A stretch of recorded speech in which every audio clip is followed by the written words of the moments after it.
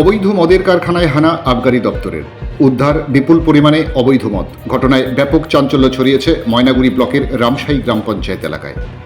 জানা গিয়েছে, শুক্রবার দুপুর নাগাদ জলপাইগুড়ি সদর আবগারি দপ্তর গোপন সূত্রে খবর পেয়ে অভিযানে নামে। রামশাহী গ্রাম পঞ্চায়েতের কাজলদিঘি এলাকায় এক ব্যক্তির বাড়িতে অভিযান চালিয়ে এদিন বিপুল পরিমাণে অবৈধ বিদেশি মদের বোতলসহ মদ তৈরির উপকরণ উদ্ধার হয় বলে জানা গিয়েছে। সমস্ত মদ এবং মদ তৈরির উপকরণ এদিন বাজেয়াপ্ত করেন আবগারি দপ্তরের আধিকারিকরা। যদিও ঠিক কত পরিমাণ মদের বোতল উদ্ধার হয়েছে তা স্পষ্ট করে জানা যায়নি। আচ্ছা, এই যে এখানে কি হচ্ছে, কি দেখতে পাচ্ছেন আপনি? এখানে আজকে 2টা নাগাদ গাড়িগুলো আসলো, আমরা দেখলাম এতগুলো গাড়ি, ওই জন্য আমিও আসলাম, আরও অনেকে সবাই আসছে, দেখলো। কি কি কি হচ্ছে এখানে? দেখতেছি পেটিগুলো তুলতেছে।